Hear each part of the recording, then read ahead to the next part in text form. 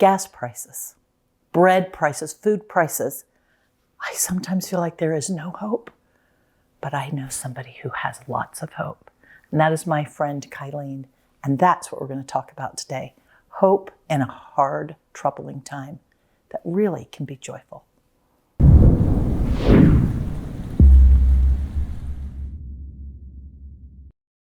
Hey, Provident Preppers, I'm Kylene, and today I have a special treat for you. This is my dear friend, Carol Williams, who is quite impressive in her achievements. And she actually wanted to interview me and ask me questions that she thought you might want to know. So I'm super excited about this because I have no idea what's going to happen. But Carol, will you do me a favor and introduce yourself to our audience? I absolutely will. My name is Carol Lynch Williams. I am a writer. I write books for kids who are 8 to 16 or 17. They're fantastic. Some of them are better than others. No, that's not true. They're all perfect. And I have 5 daughters. I wanted 10 and I got gypped. And I have 3 bubs almost. 1 on the way. I have a surprise something that's happening. It's not me, even though it might look like it. And 2 other little bubs. Carter, who is 8. Lydia, who will be 2.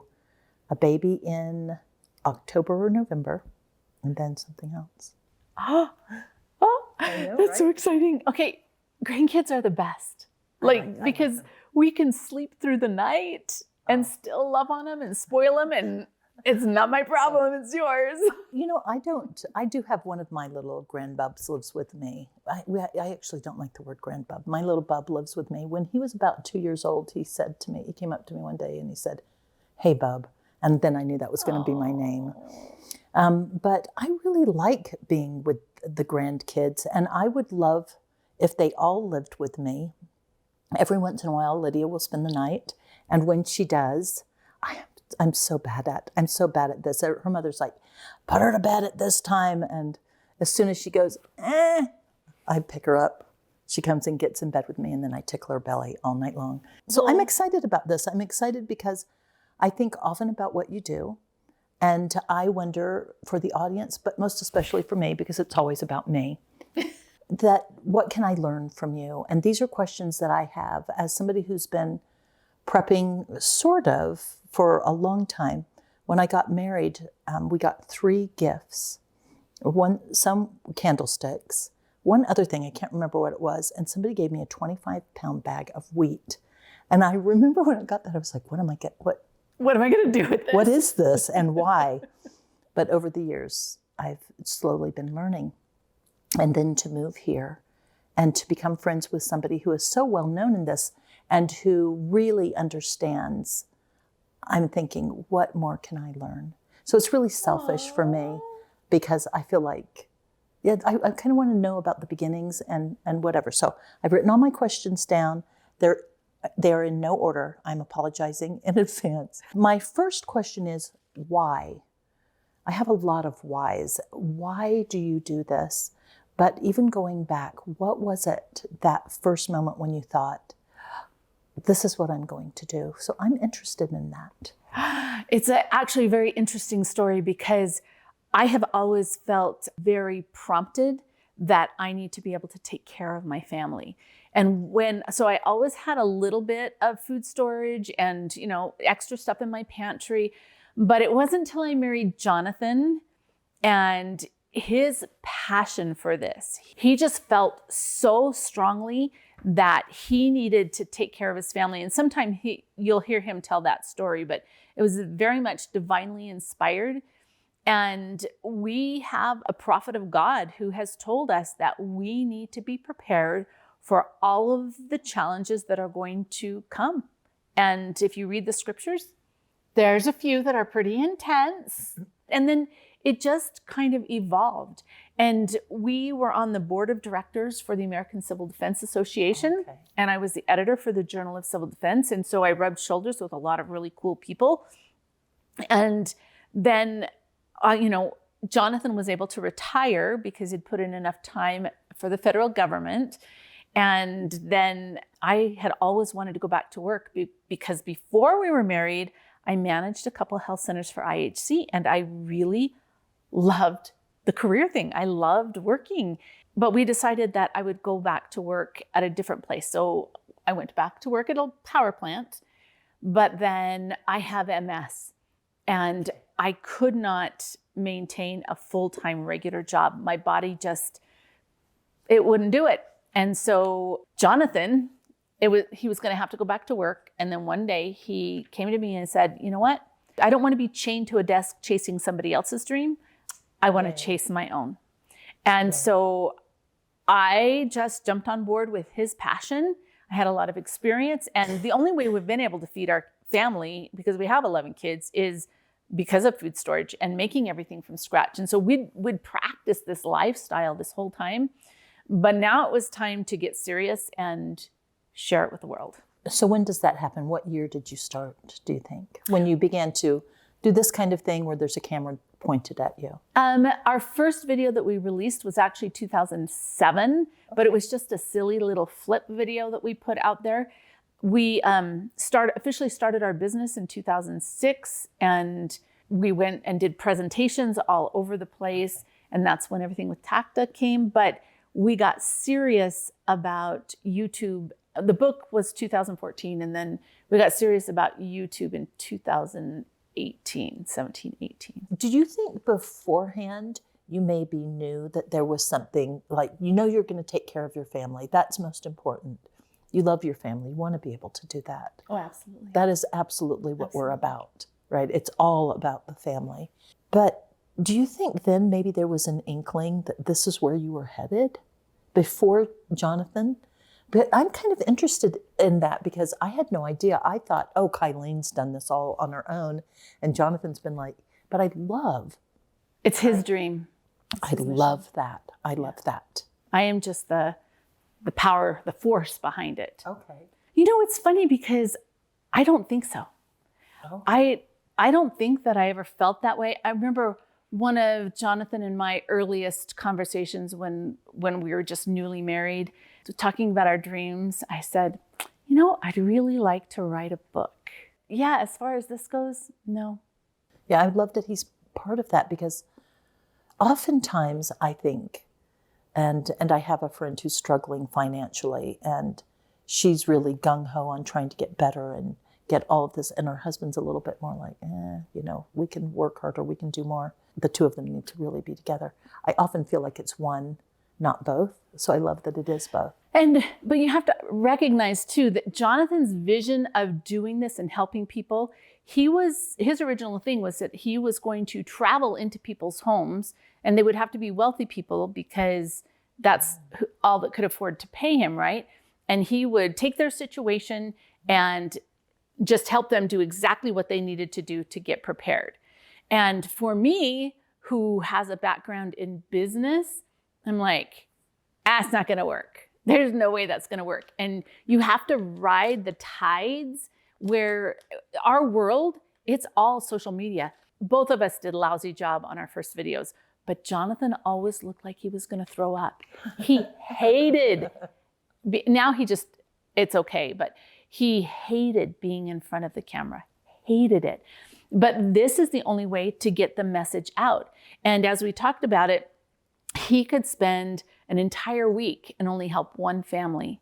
Right. We can spend an hour and help thousands of families. Right. So what a blessing. Right. What a blessing. Yes. And I love that. And the two of you together are what make it work. Yeah. Without you, he would be going door to door and people would be like, I don't want your encyclopedias, right? Yeah. But together you make this. Yeah. I love that. Yeah, I love it. All right. So I have to look at my questions. And like I said, there is no rhyme, no reason. But I want to know what was the very, very first thing you did when you decided that that this was going to be your new job. Not as far as the job, but what you were already doing things. But what did you say, now this is how I'm going to make a change in my lifestyle? What was that first thing? Do you remember? So it was all of a sudden we needed to do a lot of research. And it wasn't actually researching about how to prepare. It was research about how to take this and turn it into a business. And actually, I have to give a little shout out to Income School. we signed up for their course, which it was called Project 24. And that was a huge amount of money for us. It was only, I think, $300, if I remember right. But that was a huge investment for us. And we also had a friend who is the one that told us about Project 24. And he said, you know what, you can do this. And he was having some success. And so I thought, okay. And our goal, it's interesting, our goal was just to be able to make a couple $1,000s a month so that we could, supplement Jonathan's retirement and all that. So let's look back even before that and tell me, what was the first thing you did as a prepper before you knew you were a prepper? How are you managing that family? How many children did you have then? So before I married John, I had 4. Okay. And then you end up divorced. I was divorced, a single mom. How long were you a single mom? Because then things are really tough. Yeah, less than a year. Oh, okay. And less than a year. Yeah, and I have to say, I couldn't have made it without help from the church, because the amount of money that I made did not cover the house payment and the car payment. There was zero money for food. There was no way to be able to stretch it. And so I will be forever grateful for those who pay, we call it fast offering in our church, and they pay money to the church. And then in turn, the church helps those that are in need. And so we were able to, for those months when we really needed it, be able to have meat and vegetables and food, and the comfort of knowing that we didn't have to worry about where that food was coming from. But having been hungry before, having a really well-stocked pantry is incredibly important to me, because there is a lot of peace in that. But not knowing where your next meal is going to come from, it's a terrifying feeling. It is. Right? And you've got these little kids and they're hungry and they eat a lot. That's probably where the very first thing happened. So my pantry, it always needs to be full. Yes. Buy me that little time, right, when something happens. Yes. I thought that at some point you should show us your pantry. You probably have already done that. So maybe just show me the pantry and let me look in there and see. One of the things that I was thinking about this, was we often look at the prep idea. It's a little bit scary. And when I come over here or when I'm at my home, I don't like that. I don't want to feel afraid. And maybe a year ago, Kylene took me through her yard and we looked at everything. And if there was something that I could eat off the vine, I did. And it was fun. But an important part to life, I feel, is to live with joy, to live in joy.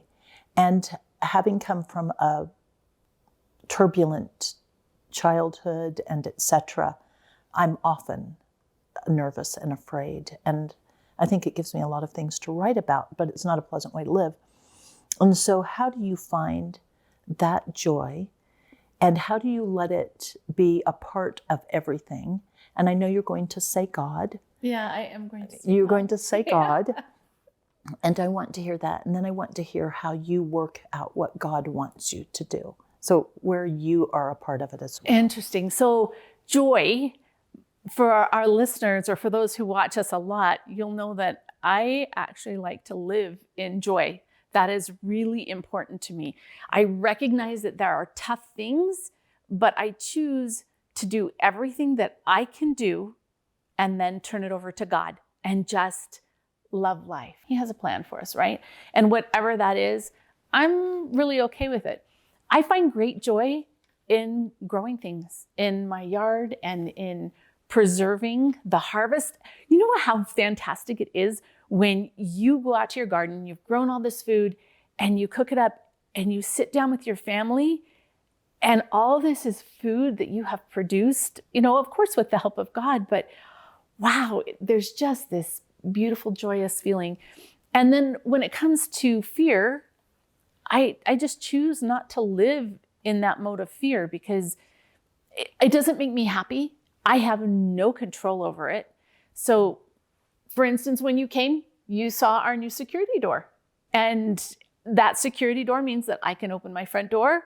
The person on the other side cannot see me. They cannot enter unless I grant them access. That's something that I could do. Now, does it prevent anybody from breaking in my home? No. Am I going to be afraid? No, because I've done what I can do. Life is too short not to live with joy. Unless you're a writer, and then you should always be suffering so that you can write books for poor little children who are also suffering. Her books are amazing. You've also written a screenplay, right, for a movie?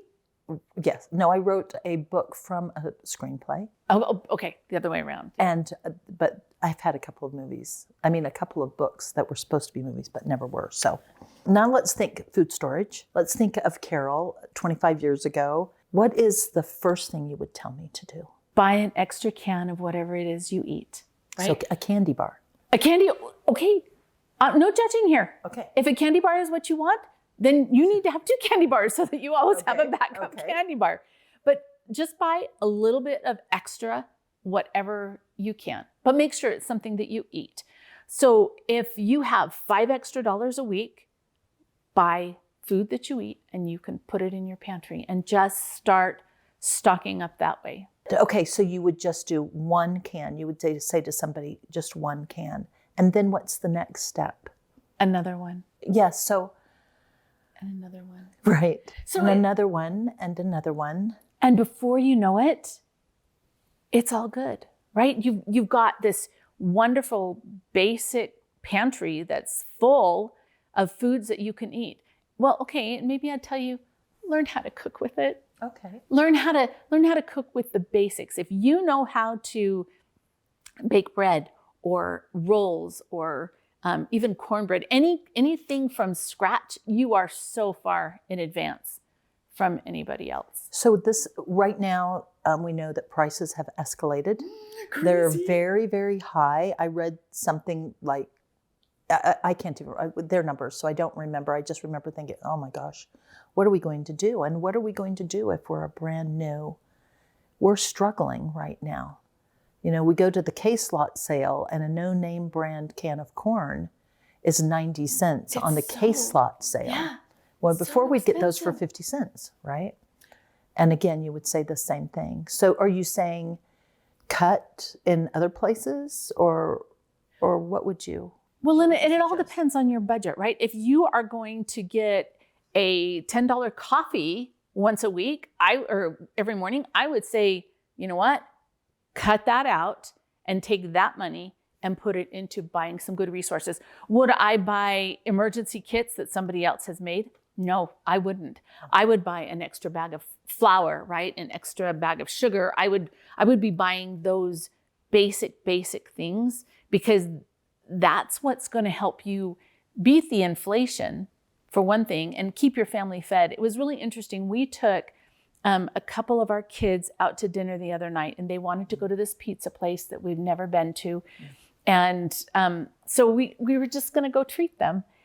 And when we got the bill, it was $100 for a pizza place. Yeah. Well, Sunday, I had my entire, well, not my entire family, but the family that lives close here over for dinner, and we had pizzas. And I spent less than $50. There's probably 30 people here. We had pizza, salad, and pasta for 30 people for less than $50. And how much of that came from the garden?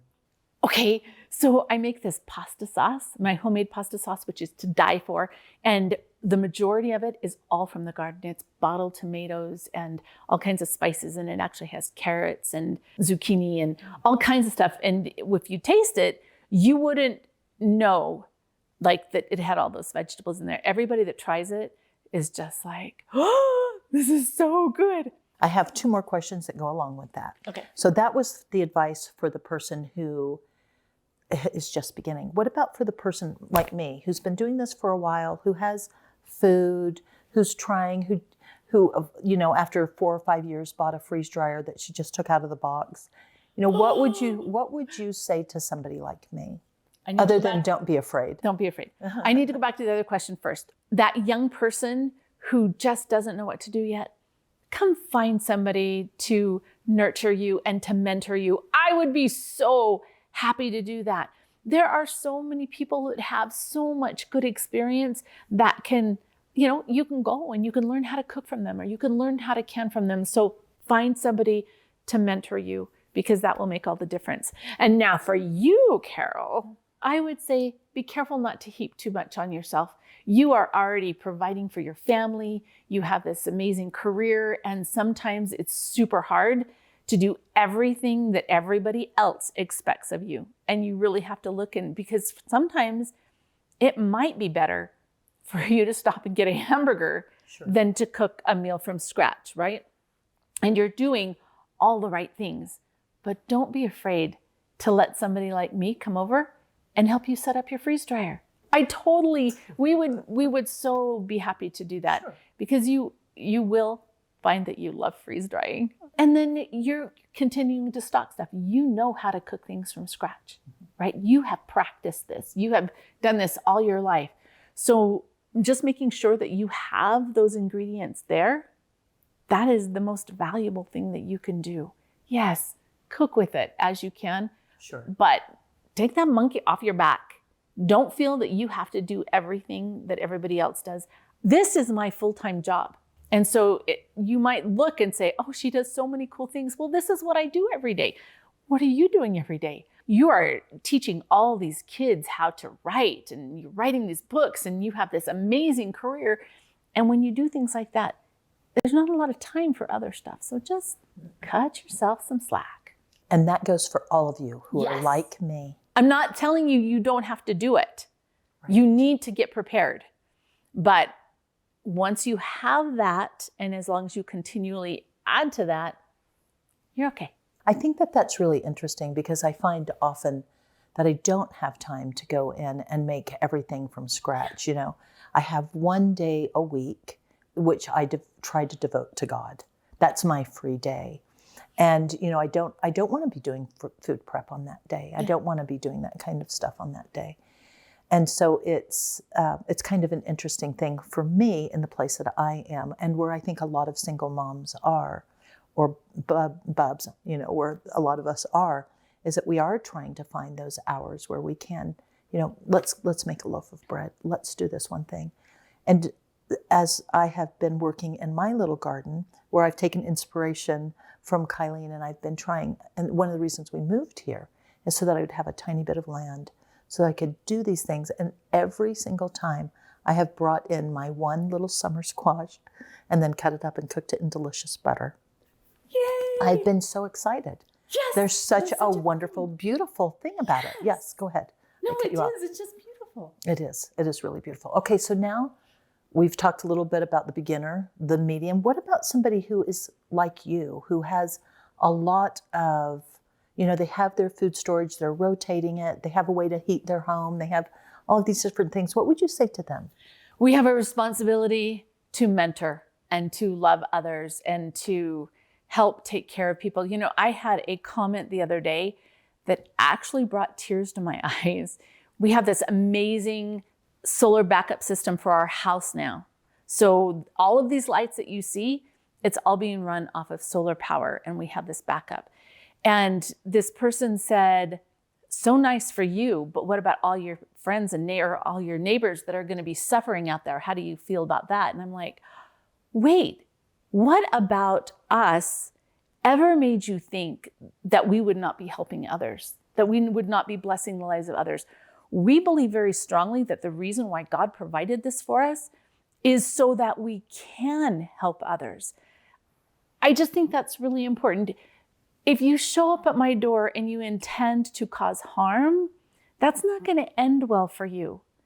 But if you show up at my door and you're hungry, we're going to feed you. And I know some people don't agree with that, but that is our culture. We are Christian now, and we intend to be Christian regardless of what else happens. And I'm glad you brought that up, because that was one of my questions.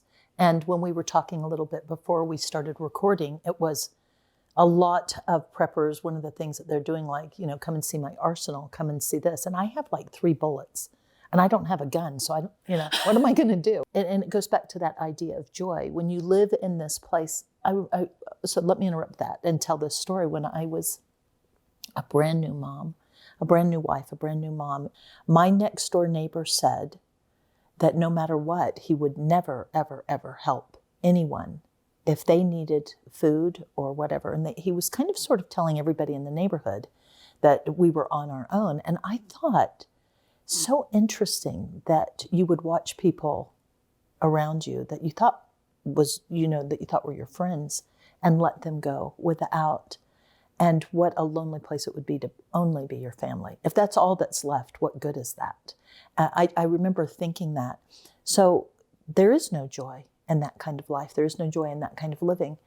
So do you often even think of those people who are saying, and I got my 3 bullets here, or whatever. Tell me what you think about that. So, okay, there's a lot that I think about this. One day we gave a talk to our congregation, and we said, you know what, you guys, I know you say you're coming to our house, but if we had to feed you, we have exactly 3 days worth of food. That's it. That's right. That's it.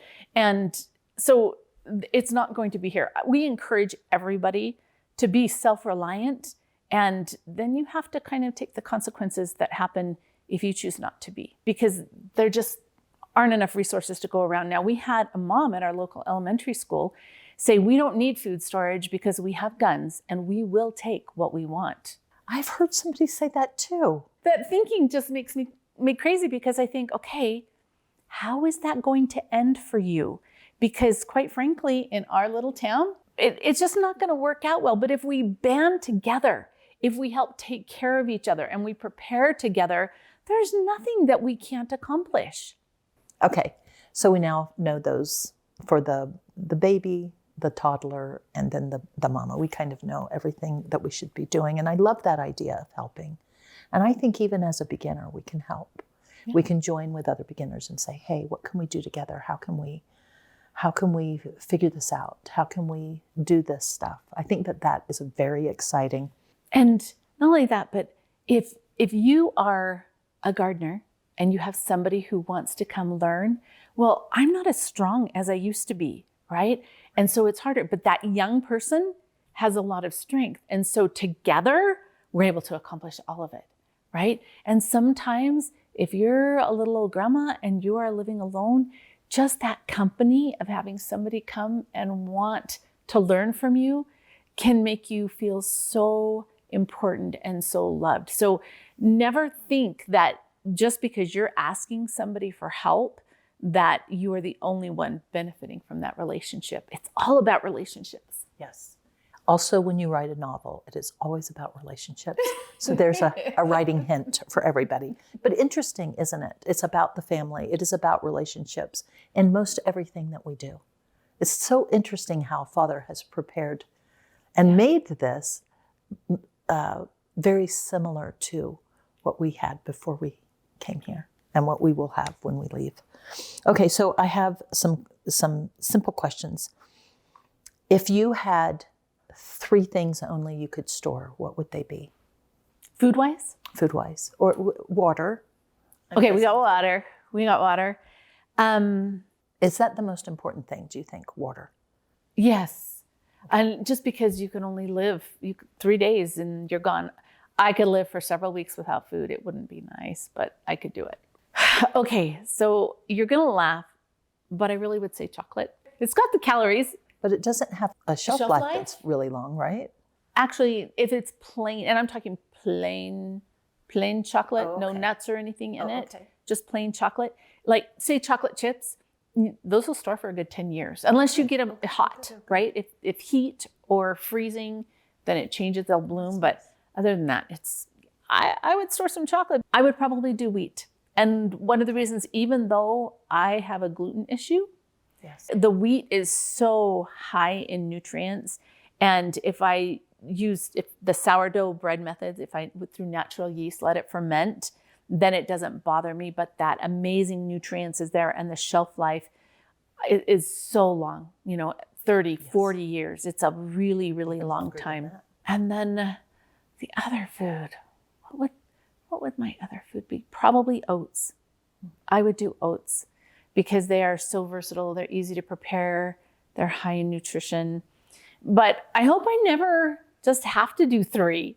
But maybe that's a good way for somebody to start. Yeah, start with the chocolate. The chocolate And first. you've got to know if you've got the chocolate and we need to barter, I've got all kinds of stuff I'd trade for chocolate. There you go. There you go. John, totally beans all the way. He'd do white, black, and pinto. Those are the 3 things that you would do. What about the 3 herbs that you would grow? Ooh, I can only do 3. You can tell us more later. Okay, so herbs are super fantastic, right? My medicinal herbs. I would probably do lemon balm because it has so many amazing properties. And it's like a weed. It's perennial and it comes back. It's just super hardy.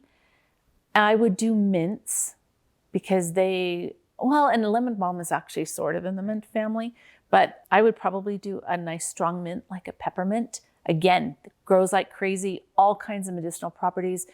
Totally, when you make the teas from it, it's so soothing for your tummy and can help with that. And then, valerian. Valerian is a little bit harder to grow, but valerian is kind of a relaxant. And so if you get yourself all uptight and you chew on some valerian leaves, you're not so uptight anymore, and it's completely legal. Is that true? Is not it true? Not about it being legal. I'm talking about, will it really, do you think that would happen with everybody who chewed on, should we have a party to test it? Okay, so I make a valerian tincture where you pour vodka over the dried valerian and then you use it. And I gave it and I don't drink alcohol. And I gave it to this person who was super, super struggling. And I just gave him a teaspoon.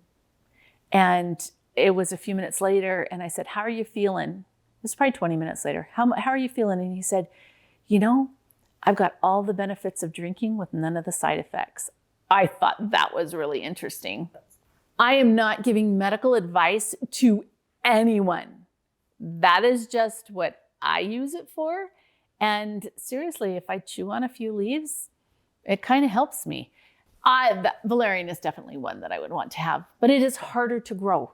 Okay. And what do you mean? What do you mean by it's harder to grow? You have to start it from seed. A lot of plants will readily reseed and you'll have them everywhere. Doesn't happen very well with valerian, at least not for me. So I usually have to start them and then it'll grow in the spring really well. And then summer comes and you're like, my plant died. And then in the fall, it'll come back. And so it's just a little bit more temperamental, and it's a good one to make sure that you harvest it and have some dried on hand, because otherwise you won't have it when you need it.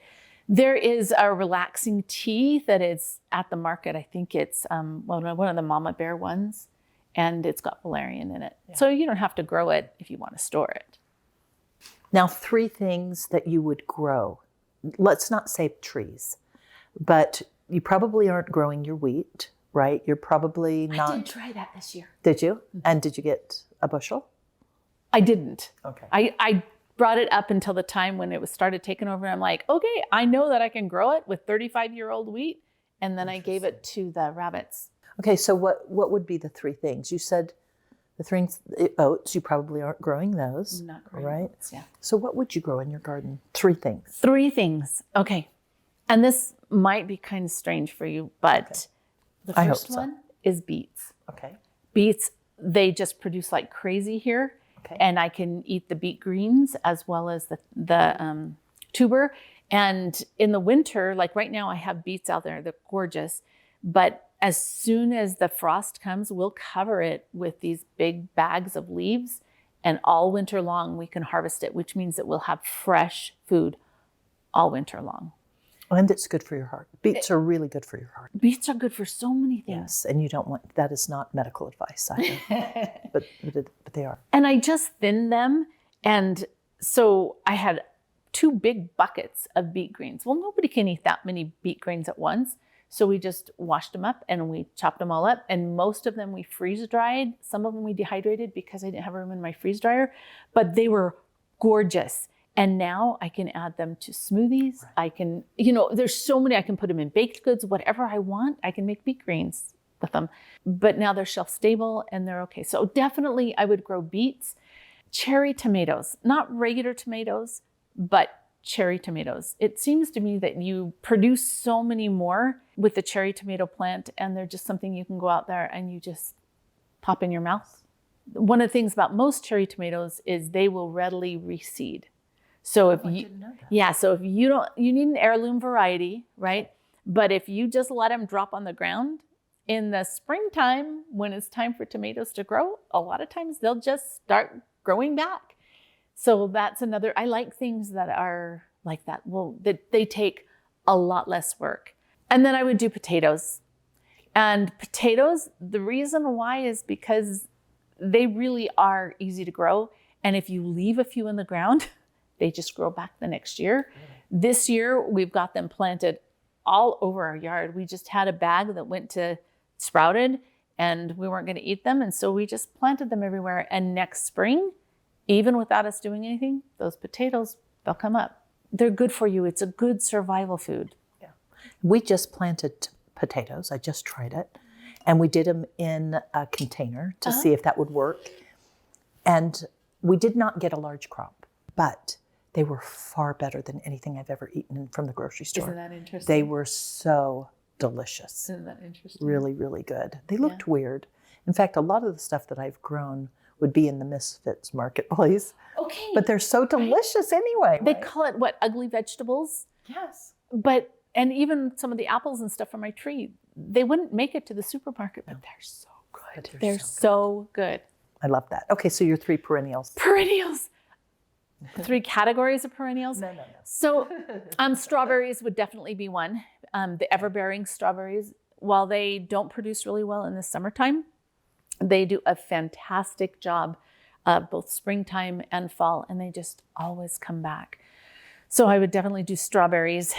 I would do Freedom blackberries. Now, they are the only blackberry that doesn't produce on second-year wood. So after this harvest, you cut them all the way down to the ground, and next year they grow, and they have these huge blackberries over and over again. They're amazing, seriously amazing. And I think my third one would be grapes. And because there's so many medicinal properties in the grape leaves, and the grapes are delicious and prolific. You can make raisins out of them. You can do grape juice. You can just eat them. Yeah, grapes everywhere. Grapes. I like those. I like all of those. They all sound delicious. Yes. Okay, so I would now like to know 3 recipes maybe that you love. You mentioned your tomato sauce, but 3 things that you think maybe a beginner-ish to medium person might have the ingredients in their food storage. So what would you say those 3 things are? A really good bread recipe. Now, you say you're gluten intolerant, but you can eat the sourdough. So tell us a little bit about that. You have a little bit already, but... And before I do that, I'll tell you, Jonathan is not gluten intolerant, and he has a bread machine, a zojirushi, and he makes bread, I think, every 3 days. Yeah. And, it's super easy. He just tosses stuff in there, pushes the button, and he's got hot bread. We're rotating through our food storage, makes him super happy, makes the house smell good. So you don't have to do it my way. You can do it John's way. So before you go on from there, how much does that loaf of bread cost that he makes? Probably 25 cents, maybe 30 cents. Okay, maybe 30 cents. How much is a cheap, a loaf of bread right now that you buy from the store is $5. Yeah. Some is even more than that. Yeah. And it will sit on your counter forever and never go bad. And that's scary. That's bad. Oh, and a little tip, when you've got homemade bread, it will go bad. But man, if you just cut it up into little cubes, toss it with some olive oil, a little bit of garlic salt and Parmesan cheese, and make croutons out of it, you put it in the oven. Oh, those were a huge hit at our party on Sunday. But for me, I make bread using natural yeast, and I have a start that I keep in the fridge, and it's just got all the natural, beautiful bubbles in it. And I mix that with salt, ground flour. I do use some white flour in it just because it makes it lighter. I'll use a little bit of oil and a little bit of honey. That's all that it takes. And then it has to sit out for at least 24 hours for me. Sometimes I'll let it do that in the refrigerator, so it's a slower process. And then I put it in the oven. I sprinkle everything bagel seasoning all over the top of it, put a couple little slits and put it in the oven. And it is fantastic, like so good. So about 24 hours and Yeah. you have that. So do you do that like every 3 days like Jonathan does? So because I have the gluten issue, I only do it maybe, I don't know, it depends on my mood. Every few weeks, maybe once a month. It depends on my health. The more difficult time I'm having with my health, the more I just completely stay away from that. Sure, that makes sense. But you can save a ton of money, can't you? Totally. Yeah. And the crackers that it makes, those are really good too. Oh, really? That's awesome. Okay, so that's one recipe. There's something called, we call it Chevy's beans, and it's pinto beans. You're supposed to saute a little bit of bacon with some onions, and then I'm trying to remember all of the ingredients. And then I usually do it in my Instant Pot because then you can saute it, right? And then go right to it. You want to leave the bacon grease in there. And you put just a little bit of, garlic. Sometimes if I don't have fresh garlic to saute, I will use a little bit of freeze-dried garlic or garlic salt if you need to. And then you put salt in it and pinto beans, a little bit of cumin, and a little bit of chili powder. And I have never met anybody who didn't like the way those beans tasted. Yeah. Those are Cumin so does a good. lot of great stuff. Yeah, cumin does a lot of really good stuff. Yummy, yummy. Okay, so that's 2. Okay, and then I have something called cowboy cookies because you always got to have something sweet in here, right? And it is just my grandmother's cookie recipe that I've changed just a little bit. But I'm going to have to put it on the screen because I can't remember all of the ingredients correctly, but we'll put it on the screen so that you can see. But it's all basic food storage ingredients. It does have butter in it, which it's okay because you can store butter in the freezer for at least a year or more. At least. Unless you store it next to the peppers. And I've done that. Then we have pepper butter. Yeah, that was bad. Okay, so my final question-ish is, what are your 3 best bits of hope to offer people? Oh, Jesus Christ. Like, the best is seriously yet to come. We have so much to look forward to. If you're watching the news, sometimes it can really weigh you down. But through Jesus Christ, we have every reason to hope. 3 bits? 3. You and your 3. My second would be family and those relationships. There's so much joy in being together and learning to love each other, and regardless of, sometimes family can be pretty annoying, right? I'm sure that I'm the one that annoys my family to death, but we're all in this together. And as we build those relationships and just love each other and look past those little annoyances, there's a lot of joy in family. And then my third would actually be all of my friends and our audience out there. It's interesting because so many of you I have never met. We've interacted a little bit through comments, and yet I feel such a connection and such a joy. And then I have amazing friends like Carol that just make life so much better, right? And as we share and learn from each other, there's just all kinds of reasons to find joy. I think I have to agree with you. I do have to say this, kind of my closing remarks today. Please. I remember when I moved into this area, and Kylene was one of the first people to come up and talk to me. And I was lonely for about 3 years here. We've been here almost 4 years, but I always knew that I had a friend in Kylene. But I think far more than that was the hope and belief that I could see in you. I knew that if I said to you, should I really get a freeze dryer? I'm thinking about this. Well, what should I do about this? I knew always that there would be an answer. It might not always be the answer I wanted to hear, right? It might not always be exactly what I was wanting, but there would always be an answer, and that it would always be faith-filled. And that to me is super, super important. You've been divorced. I'm divorced now. I'm a little old lady. I'm writing a book called right now, The Little Old Lady Who Lives Down the Street. It is hard. It is. It's hard when you're alone and whatever. But there is those last three things that you said, where you find the joy and the hope. It's kind of what we started out with, isn't it? Yeah. Yeah. Yeah. So thank you. Thanks for answering some of my questions. There is so much reason to have joy and to hold on to that hope. And for our audience today, I would love for our question of the day for you to share with us what it is that brings you joy and gives you hope for the future. Comment below. And thanks for being part of the solution.